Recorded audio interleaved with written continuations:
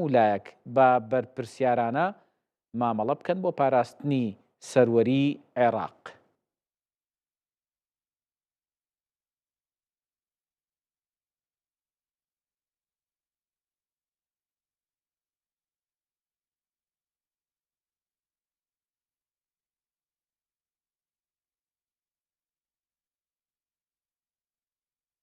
بافڵ جەلال تاڵەبانی سەرۆکی یەکێتی نیشتیمانی کوردستان لە چاوپێککەوتنێکی تایبەتدا ڕایگەیاند کە دۆناڵد ترامپ لە ناخەوە لەگەڵ جەنگی ئێراندا نییە و بە ناچاری ئەو بڕیاریدا و هۆشداری توندیش دەدا لە بەکارهێنانی کورد وەک سەری ڕم لە هێرشی زەمینی بۆ سەر ئێران. بافڵ جەلال تاڵەبانی و تووشێتی ئامانجەکانی ئەمریکا لە ئێران تا ڕادێک بەدەزاتون و ئاماژەیەکیش نییە بۆ ڕوخانی دەسەڵاتەکە و گرنگە زیانەکانی ئێرانیش لەبەر چاو بگیرێن. Well, I'm joined now by Bafel Talabani. He's the president of the Patriotic Union of Kurdistan.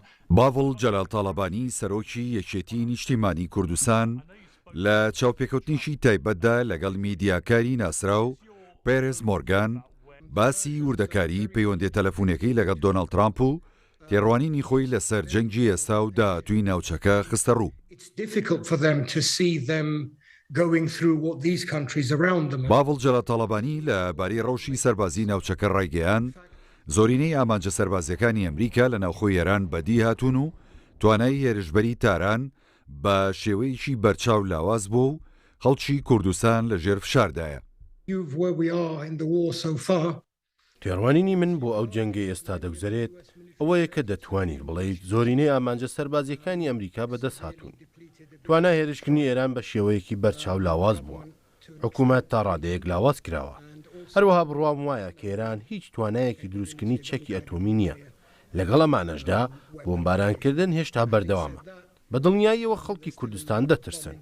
عێراق لە ژێر فشارێکی زۆردایە. دەبینیت کە لە ئیمارات و وڵاتانی عەرەبی تر چی ڕوودەدات. ڕژیمی ئێرانیش هیچ نیشانەیەکی شکانی نەداوە بەدەستەوە. سەرۆکی یەکێتی جەختی کردەوە کە سەرەڕای لاوازبوونی سیستمی ئێران بەڵام هیچ ئاماژەیەکی ڕاپەڕینی جەماوەری لە ئاسۆدانیە و هۆکارەکەشی بۆەوە گەڕاندەوە خەڵکی ئێران ئەزمونیان لە وڵاتانی تر وەرگرتووە. بە بڕوای من سێ خاڵی هەیە کە جێی دوو دڵین تەنها تماشای چەند ساڵی ڕابردوو بکە ئێران لە مەودای ئەفغانستان، ئەرمینیا، سووریا، تورکمەنستان و عێراقدا گەلی فارس گەلێکی زۆر ڕەوشنبیر و جوانن، هەروەها نەتەوەیەکی زۆر دێرینن. سەختە بۆ ئەوان کە خۆیان ببینن بەو شتانەدا بڕۆن کە ئەم وڵاتانی چواردەوریان پێیدا تێپەڕ دەبێت و ئەمە جێی دوو دڵیە. لە ڕاستیدا جاری پێشوو زۆرینەی چینی مامناوەند و چینی پیشەگەر هیچ بەشدار نەبوون لە خۆپیشاندانەکاندا. ئەمە سەرەڕای تێڕوانینە سیاسیەکانیان بەهۆی ئەم ترسەوە ئەم ترسە هیچ کەم نەبووتەوە. تاوەکو ئێستاش بوونی هەیە لە ئێران.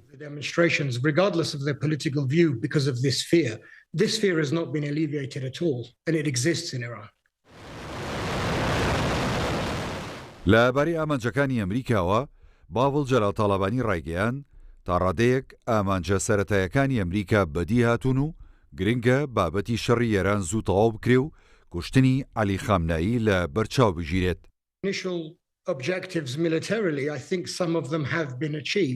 ئامانجە سەرەتاییە سەربازیەکان بڕوام وایە هەندێکیان بەدی هاتوون. ڕابۆچوونی خۆم ئەوەیە تا زووتر شەڕەکە تەواو بێت باشترە. ناکرێت ئەو شۆک و زیانانەی کە بەهۆی کوشتنی ڕابەری باڵاوە تووشی دەرونی هەموو دەوڵەتەکە بووە بەکەم بزانرێت. هەست دەکەم ئەمە دەبێت لە بەرچاو بگیرێت. That should be taken into account. There have been reports that Kurdish armed groups who have caused لە وەڵامی پرسیارێکدا سەبارەت بە پاڵپشتی ئەمریکا بۆ هێزە کوردیەکانی ڕۆژهەڵاتی کوردستان سەرۆکی یەکێتی ڕایگەیاند ئەگەر کوردەکان بکرێن بە سەری ڕمی ئەم جەنگە ئەوە کارەسا دەبێ و تورکیاش بە هیچ شێوەیە گەمە قوبوڵ ناکا و کوردانی ئێرانیش زۆرینەیان نایەنێ وڵاتەکەیان دابەش ببێ. ئەمە ڕەوشەکە نییە بە دیاری کراوی. بەتایبەت لەم لای کوردستانی عێراق هەروەها تکایە ئەمەد لەبیر بێت کە کوردەکان کەمتر لە ١٠٠ دانیشتوانی ئێران پێک دێنن کە 92 ملیۆن کەسە. لەم ١٠٠ کوردانە زیاد لە ١٦٠یان شیعە مەسەبن. زۆرینیان لە ناو فەرمانگە کارگێڕیەکاندان، زۆرینیان لە حکوومەتدان. من بەتاوەتی باوەڕم وایە کە ئەگەر کوردەکان بکرێن بە سەری ڕمەکە ئەمە کارە ساتە. سەبارەت بە پەیوەندی تەلەفۆنەکەی لەگەڵ سەرۆکی ئەمریکا و تێڕوانین ترامپ بۆ هەرێمی کوردستان و عێراق، سەرۆکی یەکێتی وتی ترامپ گرنگجیشی تەواو بە عێراق و گەلی کوردەدات. کاتی قسەم لەگەڵ بەڕێز ترامپ کرد بیرم لە تۆ دەکردەوە، چونکە تۆ زۆرینەی کات باسی ئەو لایەنەی تری دۆناڵد ترامپ دەکەیت کە خەڵک نایبینن. منیش بە تەواوی ئەوەم بەدی کردیادا، گرنگدانێکی تەواوم بەدی کرد لێەوە.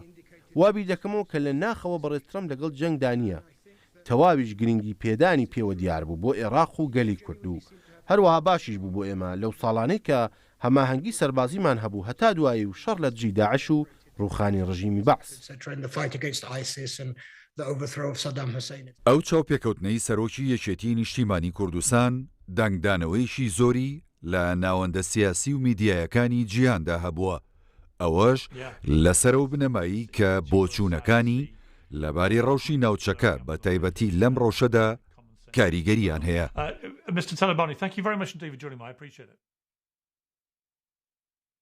ئەمریکا هۆشداری تونترین هێرش بۆ سەر ئێران دەدات و سوپای پاسدارانیش ئێوارەی ئەمڕۆ ئاراستەکردنی شەپۆلی 45ەمی هێرشە موشەکیەکانی بۆ سەر ئیسرائیل و بەرژەوەندەکانی ئەمریکا ڕاگەیاند.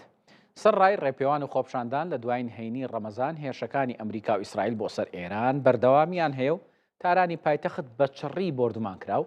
بەهۆی ئەو بردومانانەوە زیاتر لە 100 یەکەی نیشتەجێبوون زیانیان بەرکەوت و میدیای وڵاتەکەش بڵاوی کردوتەوە 30 یەکەی نیشتەجێبوون بەهۆی هێرشەکانی ئەمڕۆوە خاپوور بوون. تەندروستی ئێران ڕایگەیاندووە لە هێرشەکاندا 2 کەس کوژراون و 9 کەسیش بریندار بوون. هاوکات لەگەڵ تاران شارەکانی کەرەج و شیراز و ئەسفەهان و ئەهواز و بوشەهر و چەند شوێنێکی تر بردومان کراون. سەرڕای هەڕەشەکانی دۆناڵد ترامپ سەرۆکی ئەمریکا، وەزارەتی جەنگی ئەو وڵاتە پنتاگۆن ڕایگەیاندووە کە هێرشەکانی سەر ئێران لە شەوی هەینیەوە تونتر دەبێت.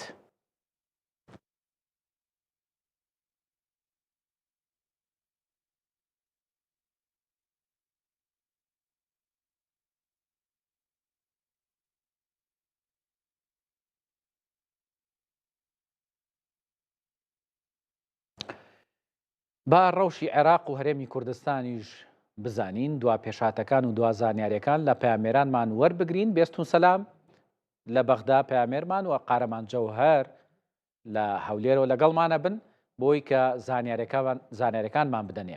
سەرتا دەچمە لای بێستون سەلام لە بەغدا. بێستون پێمان بڵێ کە دۆخی بەغدا ئێستا چۆنە، بە تایبەتی کە کەمێک لەمەوە پێش جارێکی تر بنکەی ڤیکتۆریا کرایە ئامانج.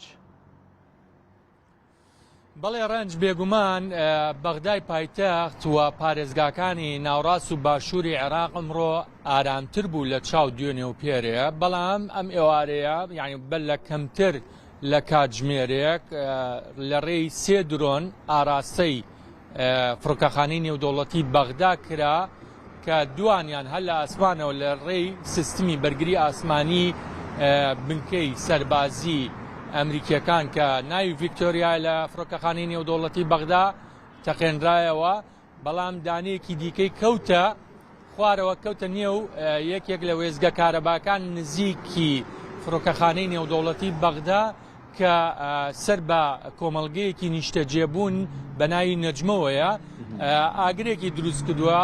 تیمەکانی بەرگری شارستانی لە هەوڵی کوژانەوەی ئەو ئاگران و تەشەننەکە بە پێ و زانیاریانەی کە دەستێمە کەوتووە توانیوانە تا ڕادەیەک ئاگرەکە کۆنتترۆڵەکەن، بەڵام تا ئێستا ماوەتەوە، یعنی ئاگرەکە ماوە بەڵام نیانێنشتووە بە شێوەیەکی زۆر فراوانتر بێت.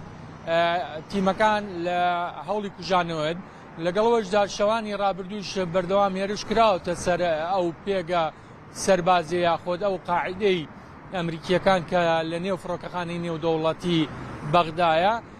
ئەمە وای کردووە کە ئەو کارە ینی ئەو ڕووداوی کە ڕووبدا بەردەوام هێزەکانی هاوپەیمانان ئەوانەی لە ناو فڕۆکەخانەی نێودەوڵەتی بەغدان لە ئامادەباشی تاوەدا بن و لە هەر حاڵەتێکە سیستمی بەرگری ئاسمانی دەکەوێتە کار و لەگەڵەوەیشدا زۆربەی زۆری ئەو درۆنانەی کە ئاراستە کراون دووری پێگەی ئەو سەربازەکەی ئەمریکا کە قاعدەی ڤیکتۆریا بکەوێتە خوارەوە هەندێکیشی دەکەوێت بەڵام دوور دەکەوێتە و هیچ تایسەی زیانێکی گیانی یاخود مادی بە شێوەیەکی زۆر نەبووە و ئەسڵەن هیچ زیانێکی گیانیش نەبووە تەنها هەندێک جار کە دەکەوێت زیانێکی مادی کەم دەکەوێت و دەتوانرێت چارەسەر بکرێت. باشە بێستون لە دوێنێەوە ئەمریکا بە بەردەوامی ئاماژەی بۆ کردووە کە ئەو فڕۆکەی کە لە ئاسمانی عێراق کەوتە خوارەوە یاخود خرایە خوارێ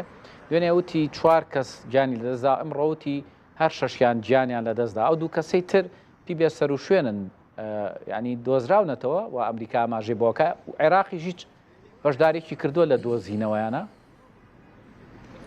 تا ئێستا هیچ لایەنێکی ئەمنی عێراقی باسی لەوە نەکردووە کە ئایا ئەو فڕۆکەیە دۆزراوەتەوە و توانیوانە بڵێن ئەو کەسانە بدۆزنەوە کە لە نێو فڕۆکەکە بوونا بەڵام دوێنێ دەنگۆی ئەوە هەبووە ئینزالێکی جەوی هەبووە واتە هێزەکانی ئەمریکا بە تیارە یاخود هێلیکۆپتەر لە ناوچەی لە بڵێن خۆرئاوای بەغدا نیشتونەتەوە بە فڕۆکە ئەوە پێچێ ئەو فڕۆکەیە بێ ینی لە نزیکە و فڕۆکەیە نیشبێتنەوە بۆ ئەوەی تەرمی ئەو کەسانە هەڵگرنەوە کە لە فڕۆکەکە کەوتونەتە خوارەوە هەر دوێنێ درەنگانێک لە سەرتا وتیان 4 دواتر درەنگانێ باس لەوە کرا بەڵێ 6 کەسن و ئەو تیمی کە لە نێو فڕۆکە بوونە بە تەواوەتی گیانیان لەدەستداوە و دواتر لاەنە پەیوەنددارەکانی ئەمریکیەکان باسی لەوەیان کرد کە بەڵێ ئەو فڕۆکەیە کەوتۆتە خوارەوە تیمەکە بە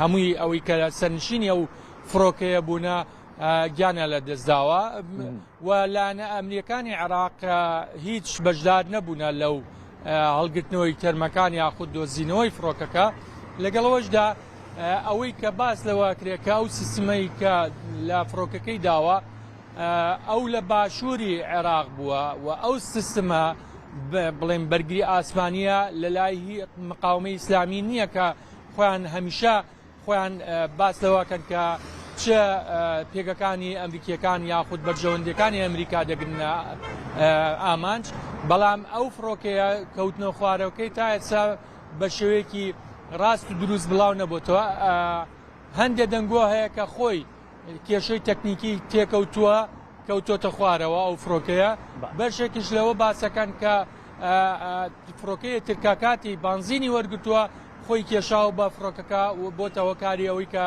بکەوێتە خوارەوە بەڵام تا ئێستا ئەوە پشتڕاست نەکراوە ئایا ئەو فڕۆکەیە لە ڕێی سیستمی بەرگری ئاسمانی و خراوەتە خوارەوە یانە دەست خۆش بێستون سپاس بۆ زانیاریە گرنگەکانە کە بۆ بینەرانی کورسات نیوز خستە ڕوو لای بێستونەوە دەچمە هەولێر بۆ لای قارەمان جەوهەر پامەری کورسات نیوز قارەمان ئەوەی بەغدا بیسمان لە بێستون ئەوەی لە هەولێر دوا پێشهاتە چییە ئەگەر ئەوانی کە ئەمڕۆ لە هەولێر ڕویان ناوچ لە کەوتنە خوارەوەی درۆن و بەرپەرشدانەوەی لەلایەن سیستمی دژە موشەکەوە پێمان بڵێ سەوکاتت باش یعنی دەتوانم بڵێم لە بەیانیەوە تاواکو قسە لەگەڵ دەکەم تا ڕادەیەکی زۆر ئاسمانی هەولێر ئارام بوو و ژمارەی درۆن و هێرشەکان بە بەراورد بە ینی چەند ڕۆژی ڕابردوو چەند شەوی ڕابردووش کەمتر بوون لەگەڵەوەی کە سێ بۆ 4 درۆن لە ئاسمانی هەولێر بوون ئەمڕۆ ینی بە درێژایی بەرەبەیانەوە تاواکو ئێستا ئەو 4 درۆنە تێک شکێنران زەرەر زیانی جیانی و مادیان نەبوو بەڵام نی لە دەوروبەری هەولێر بە نمونە لە کۆیە لە کەمپی ئازادیدا تاکو ئێستا زەرەرزیانە جیانیەکان دیارنی بەڵام با 2 درۆن هێرش کراوەتە سەر ئەم کەمپە لە بەنی هەریریش واتە لە فڕۆکەخانەی هەریر دەشتی هەریر بە هەمان شێوە لە بەیانیەوە تاوەکو ئێستا نزیکەی 3 درۆن هێرشیان کردێتە سەر ئەم بنکەیە یاخود ئەم فڕۆکەخانەی هەریری پێ دەوترێت ئەمیش زەرەرزیانی جیانی نەبووە لەگەڵەوەش ئێوارەی ئەمڕۆ بە هەمان شێوە لە جەژنیکانیش درۆنێک خۆی بە کەمپی ینی ئاوارەکان یاخود ئەوانەی کە خەڵکی ڕۆژهەڵات داکێشاوە ئەمیش تاوەکو ئێستا زەرەرزیانی جیانی نەبووە تەنها زەرەرزیانی مادی بەربەشێک لەو شوێنە گەیاندووە درۆنەکەی پێکەوتووە لەگەڵەوەش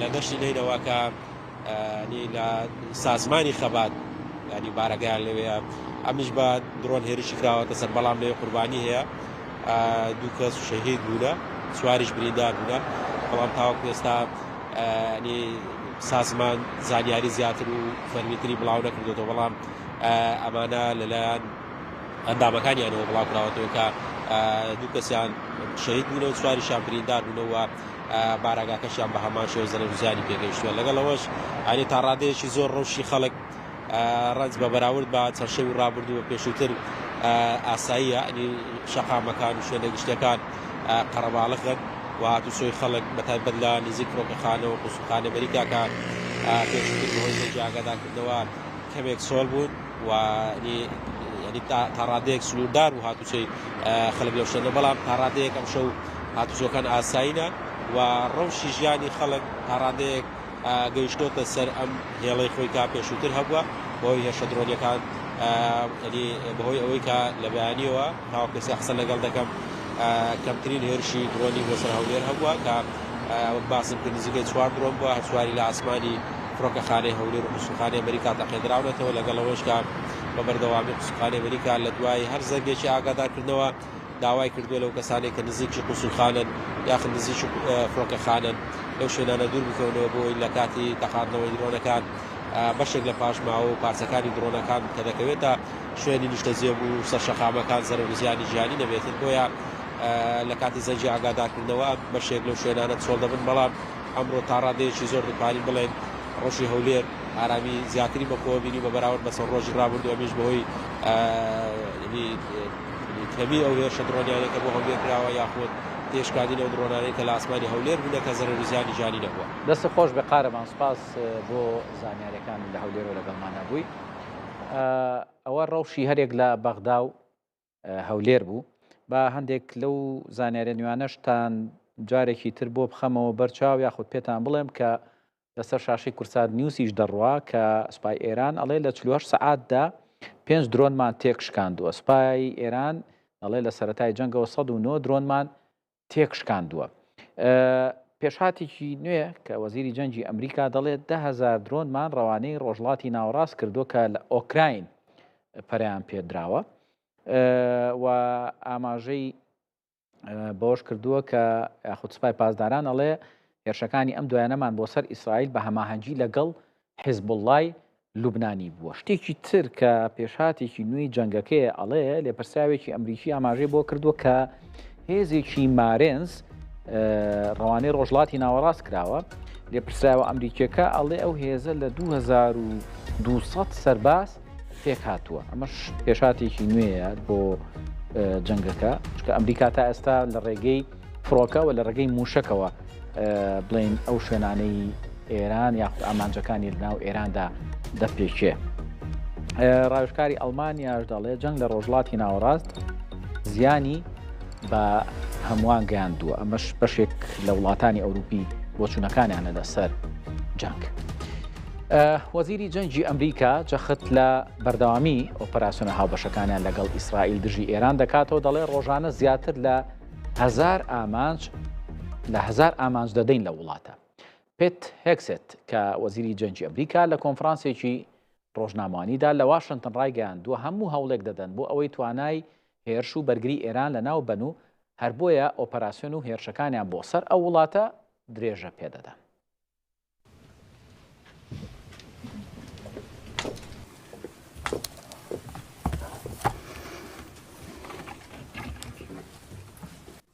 We know the new so-called not-so-supreme leader بە هاوبەشی لەگەڵ ئیسرائیل زیاتر لە 15,000 ئامانجمان لە ئێران پێکاوە. ئەوەش دەکاتە زیاتر لە 1000 ئامانجی ڕۆژانە.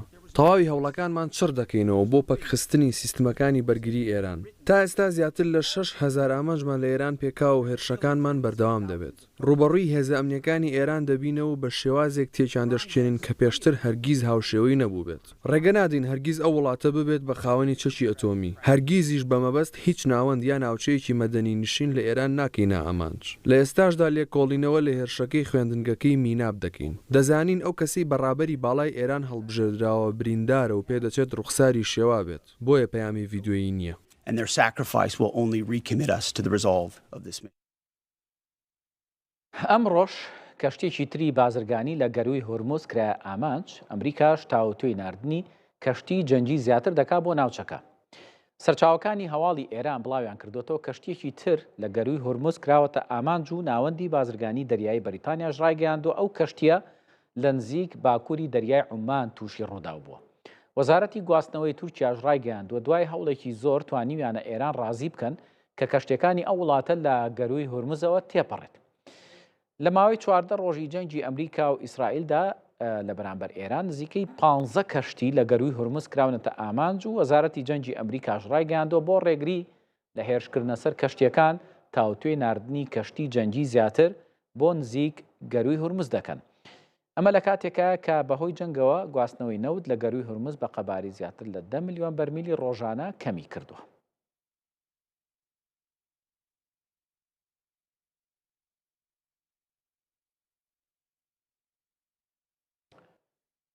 وەکو پێشتریش ڕامانگەیان کە فەرماندەی ناوەندی ئەمریکا کوژرانی سەرجەم ئەندامانی تیمی ئەو فڕۆکەی ڕاگەیاندووە کە شەوی ڕابردوو لە خۆرئاوای عێراق کەوتە خوارەوە. فەرماندەی ناوەندی ئەمریکا لە ڕاگەیەندراوێکدا ئاماژەی بۆ کردو ڕۆژی پێنجشەممە فڕۆکەیەکیان لە جۆری کەیسی 135 کە تایبەت بووە بە هەڵگرتنی سوتەمەنی لە ڕۆژئاوای عێراق کەوتۆتە خوارەوە. دەژڵێت تیمی فڕۆکەکە لە 6 کەس پێک هاتبوون لەو ڕووداوەدا سەرجەمیان گیانیان لەدەستداوە و لێکۆڵینەوەش لەسەر ئەو بابەتە دەستی پێکردووە. ڕاتیشی کردوێتەوە فڕۆکەکە بەهۆی هێرشی سەربازیەوە کەوت بێتە خوارەوە. ئەو لە کاتێکدا دوای ڕووداوەکە قەرارگای خاتەمولئەنبیای ئێران ڕایگەیان کە فڕۆکەکە لەلایەن گروپە چەکدارەکانی عێراقەوە خراوەتە خوارەوە.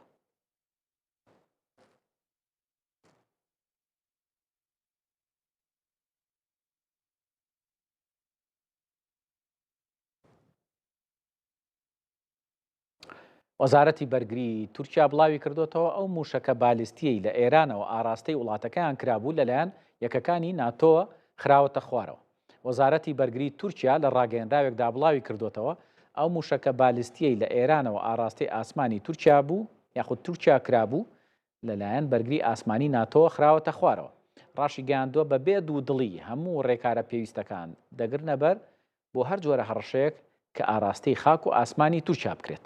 وەزارەتی بەرگری تورکیا ڕاشی گەیاندووە سەرجەم پێشهاتەکانی ناوچەکە بە وریاییەوە چاودێری دەکرێن و هەڵسەنگاندنیشان بۆ دەکرێت. بەیانی ئەمڕۆ میدیاکانی تورکیا بڵاویان کردەوە کە موشەکێکی بالیستی کە ئاراستەی بنکەی سەربازی ئەنچەرلیک کرابوو خرایە خوارەوە.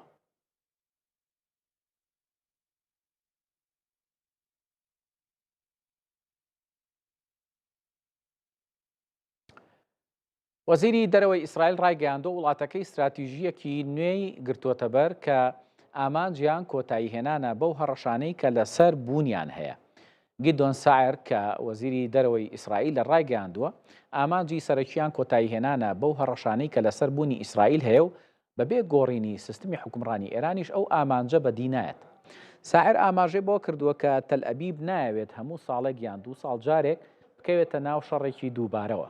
دەژڵێ موستەفا خامنەئی لە باوکی توندڕەوترە و پێشی وایە کە کەمبوونەوەی هاوکاری دارایی ئێران بۆ هاوپەیمانەکانی دەبێتە هۆی کەمبوونەوەی هەژمونی ئێران و گۆڕانکاری لە هاوسەنگی هێزدا لە ناوچەکەدا ڕوودەدات.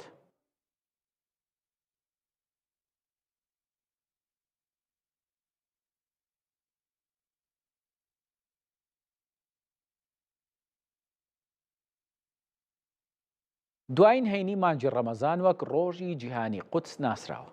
لە بەشێک لە وڵاتانی ئیسلامی بە تایبەتیش لە ئێران ڕێوڕسمی تایبەت بۆ بۆنێوە ڕێک دەخرێت. ئەم ساڵیش سەرڕای ئەوەی ئەو وڵاتە لە جەنگێکی سەختدایە بەڵام هاوشێوەی ساڵانی ڕابردوو لە تاران و چەند شارێکی دیکەی ئێران ڕێوڕسمی تایبەت بە ڕۆژی جیهانی قودس بەڕێوەچوو. بەشێک لە لێپرسراوانی باڵای ئەو وڵاتە بەشداریان تێدا کرد و پەیامی ئاگرینیشیان ئاراستەی ئەمریکا کرد.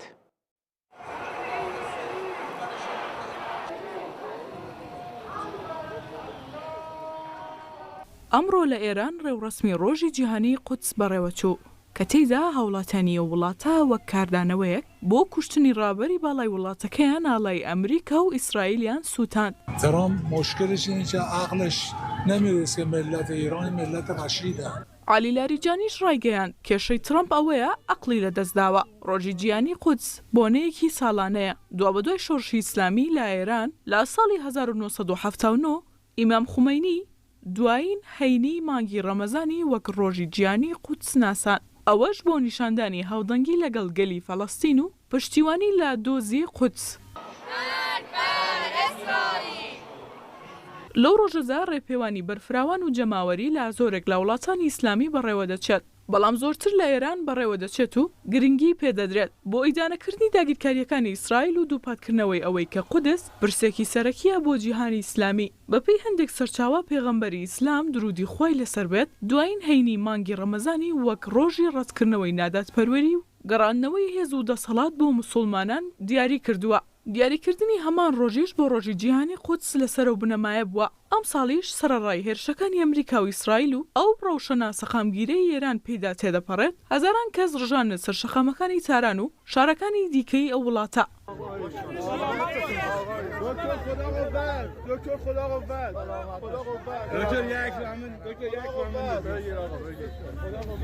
لێپسراوانی باڵای ئێران لە نێوانیاندا مەسعود پزیشکیان سەرۆک کۆماری ئێران، عەباس عێراقچی وەزیری دەرەوە و غوڵام موحسین ئێژەیی دەسەڵاتی دادوەری ئێران و عەلی لاریجانی سکرتێری ئەنجومەنی باڵای ئاسایشی نەتەوەی ئێران بەشداری ئەو ڕێپێوانەیان کرد. عەلی لاریجانیش لە نێوان بەشداربووانی ئەو ڕێوڕەسمە پەیامێکی بۆ ئەمریکا و ئیسرائیل ناردوو ڕایگەیاند کێشەی ترامپ ئەوەیە کە عەقڵی لەدەستداوە و عەقڵی بەوە ناشکێت کە میلەتی ئێران میلەتێکی وریا و بەهێزن، هەرچەندە فشاریان بخرێتە سەر ئیرادەیان بەهێزتر دەبێت و فشارەکان نایان ترسێنێت. پێدەچێت رووسیا زۆرترین سوود لە بەردەوامی شەڕی نێوان ئەمریکا و ئێران و ئیسرائیل وەربگرێ، بە تایبەتیش دوای ئەوەی وەزارەتی گەنجینەی ئەمریکا بۆ ماوەیەکی کاتی سزای سەرکەرتی وزەی رووسیای کەم کردەوە. مۆسکۆش بەو بڕیارە خۆشحاڵە و دەڵێت بەبێ نەوتی ئەوان بازاری وزە ناتوانێت بە سەقامگیری بمێنێتەوە. بەڵام پسپۆڕانی کاروباری وزە و شارەزانی سیاسیش بە دووری نازانن سوکردنی ئەو سزایانە دیارەکی ئەمریکا بێت بۆ رووسیا لەم کاتەیە.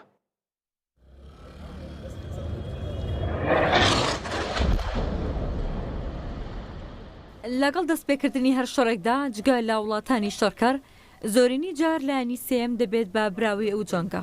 بۆ ئەم جارش پێدەچێت سەرۆکی رووسیا سوودمەندی سەرەکی بێت لەو شەڕی کە لە کۆتایی مانگی شوباتەوە لە نێوان ئەمریکا و ئیسرائیل لە بەرامبەر ئێران دەستی پێکردووە. سوکردنی سزاکانی سەرکەرتی نوتیە وڵاتەش یەکەمین ئاماژەی سوودمەندبوونی رووسیایە لەو جەنگە. وەزارەتی گەنجینی ئەمریکا بڵاوی کردەوە لە ڕۆژی 12 ئادارەوە تاوەکو 11 نیسان ڕێگە دەدرێت باکڕینی نەوتیخە و بەرهەمە نەوتیەکانی رووسیا کە لە ئێستا لە ناو کەشتیەکاندان و بارکراون. سکۆت بیسنێت وەزیری گەنجینی ئەمریکا ڕایگەیاند سوکردنی سزاکانی سەرکەرتی نوتی رووسیا لە پێناو زیادکردنی دابینکردنی وزەیە لە بازاڕە جیهانیەکاندا، ئەوەش بە لە بەرچاوگرتنی بەرزبوونەوەی نرخی نەوتیخە و لە کاتی بەردەوامی ململانەکان لەگەڵ ئێران. ئەمڕێکارانەش دەرخەری ئەوەیە کە رووسیا سوودمەند دەبێت چونکە ڕێگا بە فرۆشتنی ئەو بارە نەوتانەی دەدرێت کە کەوتبوونە ژێر سزاکانی ئەمریکا و بانهێنی و بە نرخێکی بەرچاو کەمتر بە بەراورد بە نرخی ڕاستەقینەی دەفرۆشران و مۆڵەتەکەی ئەمریکا دەبێتە هۆی ئەوەی مۆسکۆ داهاتی زیاتر بەدەست بهێنێت. ئەوەش لە کاتێکدایە لە دوای دەستپێکی شەڕی ئۆکراینەوە رووسیا لەو داهاتە مەحروم کراوە. هەرچەندە وەزارەتی گەنجینی ئەمریکا لە ڕاگەندراوەکەیدا سوکردنی سزاکانی سەرکەرتی نوتی رووسیای باڕێکارێکی کاتی ناو بردووە، بەڵام پسپۆڕانی بواری وزە و شارەزانی کاروباری سیاسی پیان وایە ئەو بڕیاری ئەمریکا لەم کاتەدا دیارێکی بچووکە بۆ حکوومەتی مۆسکۆ. بەڵام بەشێک لە شڕۆڤەکاران بۆ چونێکی جیاوازیان هەیە. ئاژانسی ڕۆیتەرز لە زاری پسپۆڕێکی کاروباری ناوچەکۆ بڵاوی کردەوە دەرکردنی ئەو بڕیارە بۆ هێورکردنەوەی بازاڕی نەوتە، بەڵام کێشەکان بە شێوێکی بنەڕەتی چارەسەر ناکات. ئەمە ژمانەی وایە دەکرێت ئەو مۆڵەتە کاتیە ببێتە سەرەتایەک بۆ کۆتایی هێنان بە گۆشەگیری لە رووسیا لەسەر ئاسی جیهان. لە یەکەم کاردانەوەی رووسیا لە بەرامبەر بڕیارەکەی ئەمریکا کیرل دیمیرتیف ڕاوێژکاری ئابووری کرملن ڕایگەیاند بەبێ نەوتی رووسیا بازاڕی وزەی جیهانی ناتوانێت بە سەقامگیری بمێنێتەوە. ئەوەش بۆ مانایە دێت کە رووسیا بە بڕیارەکەی وەزارەتی گەنجینی ئەمریکا خۆشحاڵە و دیاری بچکۆکەی ئیدارەی ترامپی قبول کردووە. بە بەشداری وەفدێکی یەکێتی نیشتیمانی کوردستان ڕێوڕسمی ماڵئاوایی لە تەرمی ساڵح موسلیم لە قامیشلۆ و بەڕێکردنی بەرەو کۆبانێ بەڕێوەچوو. لا ڕێوڕسمەکەدا ئەندامانی سەرکردایەتی یەکێتی نیشتیمانی کوردستان و پرسە و سەرخۆشی بافڵ جەلال تاڵەبانی سەرۆکی یەکێتی ئەنگەیاندا بنەماڵەی ساڵح موسلیم. هاوسەرۆکی پێشووی پارتی یەکێتی دیموکرات پێدا. دواتر تەرمەکەی بەرەو کۆبانێ بەڕێکرا بۆ ئەوەی لە گۆڕستانی شەهید دیجلە بە خاک بسپێترێت. بتەڤلیبوونەکە بەرفرە ji xelkên bajarê Qamişlo û kesayet û nûnerên partî û hêzên siyasî li Rojava rêyonresmên koça dawî ya siyasetmedarê Kurd Salih Mislim li bajarê Qamişlo bi rê ve çû. Rêhevalên wî di partiyê de dibêjin ew ê şopînerên rêka hevalê xwe Salih Mislim bin. Rojekê xemgîn û biêş ji ber hevalê Salih Mislim koça wî dawî û şehadeta wî ji bo me bi dilnizmiya xwe bi fedekariya xwe welatparêziya xwe Xurd hat nazkirin me kesayeta ku sawin da kir bi rastî cî êşê bû lê ji alîkê din de jî ji bo me Bêguman bi koça dawî ya xebatkar Salih Mislim wê valahiyekê di nava partiya xwe û tevgera siyasî Kurdî li Rojava bihêle. Dirêj kir û tişta jê hat da û bêguman ziyanek mezin hat serê partiya wî jî û tevgera Kurd bi giştî. Ji ber wê yekê jî em sersaxiyê ji tevgera azadîxwaza Kurdistanê tevayî redixwazin û her wiha sersaxiyê ji heval û malbata wî redixwazin. Cihê wî mênê vala lê her milletê me li ber xwedaya û valahî da girtiye. Her wiha şandeke ji Yekîtî Niştimanî Kurdistan beşdarî merasîmên malavayiya xebatkar Salih Mislim bûn. û peyama sersaxiyê ya Serok Bafil Celal Talabanî gihande malbata Salih Mislim û rêhevalên wî di partiyê de. بەناوی سەرۆک بافڵ سەرۆکی یەکێتی نیشتیمانی کوردستان و پرسە سەرخۆشی خۆمان ڕائگەیەنین بۆ گەلی کورد هەرچوا پاشای کوردستان و بەتایبەتی خانەوادە خانەوادەی بەڕێزی هەڵا ساڵح مسلیم و برایانی پێدا. هەڵا ساڵح مسلیم دیپلۆماتکارێکی سەرکەوتوو سیاسی بە چالاک و لە زاریخوازی گەلی کوردە ئەتوانین بڵێن ئەندازیاری بەڕێوەبوونی خۆسەر و کە ئەویست مافەکانی گەلی کورد لە چوارچێوەی سوێنی کورددا بەدەست بێت. ئێمە وەفدی سەرکردایەتی یەکێتی ئەمڕۆ بەشداریمان کردووە لە مەراسیمی دوا ماڵاوایی هەڤاڵ ساڵح مسلیم لە شاری قامیشلۆ. سەرخۆشی سەرکردایەتی یەکێتی و جەنابی سەرۆک بافڵ جەلال تاڵەبانی گەیاندومانەتە هەڤاڵانی پێدا و هەموو خەڵکی ڕۆژاوای کوردستان. بێگومان ساڵح مسلیم یەکێکە لە سەرکردە سیاسیە دیپلۆماتکارە گەورەکانی کوردستان کە ڕۆڵی گەورەی هەبوو لە دەشخستنی ڕۆژاوای کوردستان و بەرخودانی خەڵکی ڕۆژاوای کوردستان. Piştî bidayîbûna merasîmên oxirkirina Salih Mislim cenazeya wî hate veguhestin ji bo bajarê Kûbanê û wê li goristana Şehîd Dicle li rex kurê xwe wê bi axê êbê spartin. Dara berekat Kurdsatî News Qamişlo. داهاتی ئەم هەفتەی پارێزگاکانی سلێمانی و هەڵەبجە زیاتر لە 4 ملیار دینار بۆ زۆرینەشی بە شێوەی نەختی نەبووە.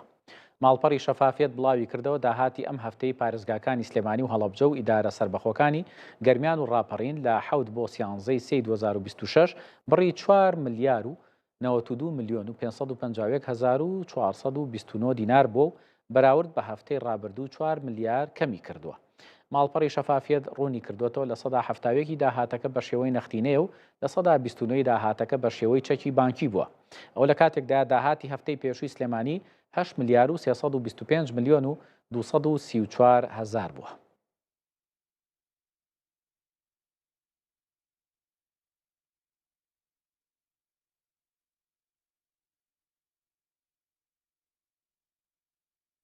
سەرچاوەیەک ڕایگەیان لە پاژنیۆڕۆی ئەمڕۆوە هەناردەی نەوتی هەرێمی کوردستان لە ڕێگەی بۆریەوە دەستی پێکردوێتەوە لە ئێستارەتادا ڕۆژانە 50,000 بەرمیل نەوت هەناردە دەکرێت.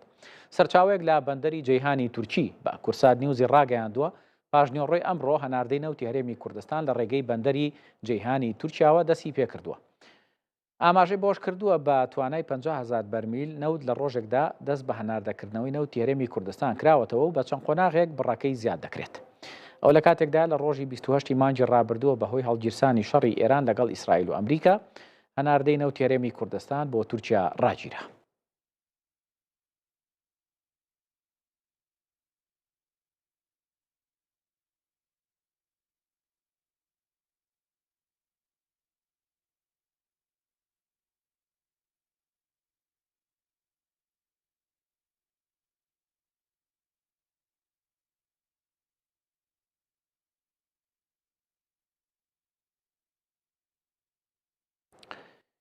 دەچینە لای پامێرمان بڕوا بە هادین لە سلێمانیەوە فێستیڤاڵی ڕەمەزانی جاران لە سلێمانی بەڕێوە دەچێت با بزانین ئەم شەویش بەشداریەکە چۆنە لە فێستیڤاڵەکەدا بڕوە.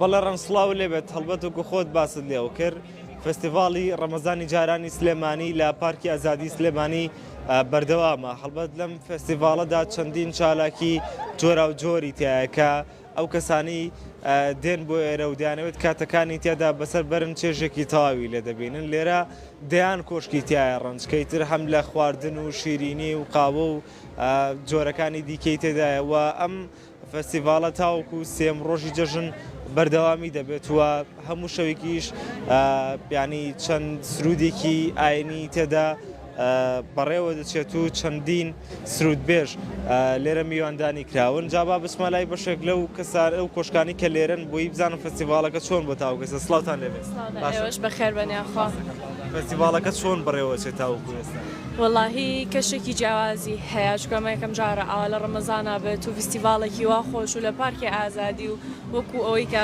یادی جاران هەمومان وەکو یادی مناڵی بینەوە بۆ ناو پارکی ئازادی شتێکی جیاواز و خۆشە. شوگار چۆنە لێرە فرۆشتنتان وەڵا لەخوا بەزیابە باشە دووسێ ڕۆژی تێکەوە ئاوا جۆکەی سارد و ڕەشە بابوو بەس ئیتر دیان دوای ئەوە باش بووە لەخوا بەزیابە شەوانە تاکوکەی لێرا بێنەوە شانە تاکو دوانزەی شەو لێرین یعنی تاکو خەڵک لێرە بەردەوام بێ مش لێرە بەردەوامین ئێوە چیتان هەیە و لێرە چی پێشش باڵەکەن ئێمە وەکو قاوەخانەی داڤێلا بەشداریمان کردووە لێرە چەندەها شتی تایبەت بە خۆمانمان هەیە یەکێک لەوانە ئەم پاکێجینەیە کە سەرەوەی مینی پانکێکدا ئەنین خوارەوەشی هەر خواردنەوەیەکی دڵخوازی کڕیارەکە کە سارد بێ بۆی دائنین لەو لاشەوە شتێکی ترمان هەیە کە ئەزبەریدی ڕێت بوڵە تا ئێستا کەس نەیهێناوە لەناو کوردستانە ئێمە یەکەم کەس بووین هێناومانە دەستی ئەوەش خۆش بێ لە زۆر سپاسانەکەم جاڕنج با بەشێک لە وڵاتیانی ژۆر بگرمەوەنی کاتون گوێرە کاکە حەمەسڵاو لێبێت زۆر سپاس فستیڤاڵەکە چۆنە تاوەکو ئێستاوەی کە هاتووی لێرە سەرنجت داوە تێبینیت کردووە چۆن بۆ بەلا سەرەتا دەستخۆشی لە کوردستانی ویست دەکەم بەخێراتن وڵی فستیڤاڵێکی زۆر باشە ساڵانە ئەم شتانە بکرێت نەک بەتاویت هەر لە ڕەمەزانە لە بۆنەکانی شاوەک و هەموو جارەکان و ئەوەی کە زۆر باشە هەلی کارە بۆ گەنجەکان ئەوانی کە ئاەوێت کارەکانیان بناسێنن بێنە ناو بازاڕەوانەیە شتێکی زۆر باشە هیوادارم پەری پێ بدرێت پشتگوێ نەخرێم بوارە و سەرگەوتوو بن شەوانی دیکە دیتەوە بۆ ئێرە شاین تر وڵی ئەگەر بڵم هەموو شەوێک نا بەزی تر بەپی کات هەبێت کاتێکی خۆش بەسەربی لەوە باشتر بچتە هەنێ شوێنی تر مەسەن داخراوە بێرە کراوەیە زۆر سپاس دەکەم جاڕنج بە بەشێکی دیکەی فستیڤاڵەکەتان پێپشان بم ئەم فستیڤاڵە ینی تاوەکو سعات دوانزەی شەو بەردەوامی دەبێت و شەوانی دیکەش بە هەمان جۆرتا سێم ڕۆژی جەژن ئەم فستیڤاڵە بەردەوامە لەگەڵەوەشدا چەند هونەرمەندێک لێرە میوانداری دەکرێن بۆ ئەوەی کە چێژێکی زیاتر و سروشتێکی جیاوازتر بەم فستیڤاڵە ببەخشن هەڵبەت دیاریکردنی ئەم شوێنەکە پارکی ئازادی سلێمانیە ڕحەتێکی دیکەی بە فستیڤاڵەکە بەخشیوە لە برەوەی کە ینی هەم بۆ هاوڵاتیان نزیکە سەردانی بکەن و هەم شوێنێکی جیاواز و دڵگیرە بەردەوام پەیتا ژمارەی سەردانیکەرانی فستیڤاڵەکە لێرە زیاتر و زیاتر دەبێت وە لەگەڵ ئەوەشدا ئەو کۆشکانی کە لێرەن توانیوێتی بێتە هۆی ئەوەی کە هەلی کاری زیاتر بۆ گەنجان دەستە بەربکاتووە فستیڤاڵەکەش بۆم جۆرە بەردەوامی دەبێت و سەرپەرشتارانشی دەڵێن ڕێژەی بەشداریکردن یاخود هاتنی هاوڵاتیان بۆ فستیڤاڵەکە تاوەکو ئێستا لە ئاستێکی زۆر بەرزدا دەست خۆش بڕا بادین پامێری کورسات نیوز لە سلێمانیەوە لە پارکی ئازادی لەگەڵمان نبووی سپاس بۆ پەیامەکان سپاس بۆ تۆش یەکێک لە بەپەلەکان کە لەسەر کورسات نیوز ئێستا دەڕوا بارەگاکانی حەشدی شەعبی لە کەرکووک بردومان کران پامەری کورسات نیوز پێی ڕاگەیاندوین دواتر وردەکاری ئەو هەواڵە و وردەکاریەکانی چی دەبێت بۆ بینەرانی کورسات نیوز دەخرێتە ڕوو. سەرۆر هاواری کە بریکاری وەزارەتی بازرگانی و پیشەسازی هەرێمە لە لێدوانێکیدا بۆ کورسات نیوز ڕایگەیاندووە کە حکوومەتی عێراق وەک پێویست شایستەی جوتیارانی هەرێم ڕەوانە ناکات. ئەوە شخستۆتە ڕوو لە کۆی 340 ملیار دینار کە شایستەی جوتیارانە تەنها 96 ملیار دینار ڕەوانە کراوە کە نزیکەی تەنها لە سەدا 30 پارەی گەنمەی جوتیارانە. بریکاری وەزارەتی بازرگانی و پیشەسازی هەرێم باسی لەوەش کردووە مامەڵەی بەغدا لەگەڵ هەرێم بە سیاسی کراوە و ماف و شایستەی جوتیارانی تێکەڵاوی بابەتە سیاسیەکان کردووە. 340 ملیار دینار شایستەی جوتیارەکانە کە پێویست بوو بدرایە ئێستا ئێمە نزیکەی 95-96 ملیارمان وەرگرتووە کە ناگاتە نزیکی لە سەدا 30-33 ئەوەندەکە کەمتریش کە ئەمە بەڕاستی حەق نەبوو بەم شێوازە بێ بەداخەوە حکوومەتی عێراق هەموو شتێک تێکەڵی سیاسەتەکە یعنی پارەی جوتیار تێکەڵی سیاسەتەکە موچەی هاوڵاتی تێکەڵی سیاسەتەکە یعنی ئەمانە کۆمەڵە بابەتێکن پارەی جوتیار نەفقاتی حاکمەیە هیچ علاقی بە پەرلەمان و بە حکوومەت و بەمانۆنیە نەفقاتی حاکمە بۆ خۆی دیا لە بودجەی گشتی عێراق دائەنرێ و 12.6 عێراق هەر 14.4 بەپێی ئاخر سەرژمەی لەرێمی کوردستان کە کراوە بەڵام ئێمە هەڵێن 12.6 سەرفکەن پێویست بوو سامی بکرایە بەس بەداخەوە نیان کردووە سستیان لەوانواندنەوە نەحکەم بەرامبەر بە توێژی برا جوتیارەکانمان کردووە. باش یەکێکی تر لەو پێشهاتانەی کە نوێیە لە جەنگەکەیە لێدوانێکە کە وەزارەتی پەروەردەی ئێران ڕایگەیاندووە ئەڵێ 206 مامۆستا لە هێرشەکانی ئەمریکا و ئیسرائیل کوژراون. ئەمانە خەڵکی بێگومان سڤیلن 206 مامۆستاوە تا خەڵکی سڤیل. وەزارەتی پەروەردەی ئێران ئەژڵێ 120 خوێندنگە لە وڵات یانخوات لە ئێرانە هەتا ئێستا بە تەواوەتی وێران بوون واتە کە ئەڵێ بە تەواوەتی وێران بوون واتە تر ئەگەری خوێندنتیانە لاوازە بێ بۆیە ئاماژەی پێکردووە و ئاماژەشی بۆ کردو کە 206 مامۆستا هەتا ئێستا لە هێرشەکانی ئیسرائیل و ئەمریکا بۆ سەر ئێران کوژراون. لیژنەکانی چاودێری بازرگانی هەولێر لە ماوەی 23 ڕۆژی مانجی ڕەمەزان 1100 سەردانیان ئەنجامداوە و بەهۆی پابەند نەبوون بە ڕێنمایەکان و قۆرەخکاری لە نرخ 115 شوێنیان سزاداوە. هۆگر عەلیکە بەڕێوبەری چاودێری بازرگانی هەولێرە بە کورسات نیوزی ڕاگەیاندووە کە لە ڕێگەی ژمارەیەک تیم و لیژنەی تایبەت چاودێری نرخ و کوالتی کاڵاکان دەکەن لە بازاڕەکان. هەر کۆمپانیا و شوێنێکی بازرگانی و دوکان و مارکێتێک نرخەکان لە ئێستادا بەرز بکاتەوە ئەوە سزای دەدەن. تاوەکو ئەوڕۆکە 23 مانجی ڕەمەزانی پیرۆز 1100 شوێنمان سەردان کردیا 115 شوێنمان سزادایەوە 10 شوێنیشمان داخستیە و بەردەوامین هەوڵەکان و داواش لە مارکێتەکان دەکەین لەموو شوێنانە دەکەین پابەندم بە ڕێنمایەکان چکەن ئێمە ئەوان بە سەروەتی خۆمان زانی وەکو حکوومەتی هەرێمی کوردستان و نامانەوێ غەڕامەیان بکەن و نامانەوێ شوێنەکان دابیخن و خۆیان دوور بگرن لە مەوادی کسپار و بابەتی زەڕوری ئێستا کە ئێمە وەکو چاودێری بازرگانی لەسەر ڕاستپاردە هەردوو برای بەڕێزم لەسەری ڕاوەستاینە مەسەلەی قۆڕخکاری هەر شوێنێک ببینین قۆڕخکاری دەکا ئیجراعاتەکان لەگەڵی تونتر دەکەین. دەسحات حوتەوە لەگەڵ هاوکارانم هەم ڕووماڵێکمان پێشکەشکردن هەم گەشتێکی هەواڵەکان بۆ بەرچاوڕوونی بینەرانی کورسات نیوز پێشکەش کرا. هەمیشە بینەری کورسات نیوز بن بۆ هەواڵ و زانیاری نوێ. کاتێکی ئارام بۆ هەموو لایەک.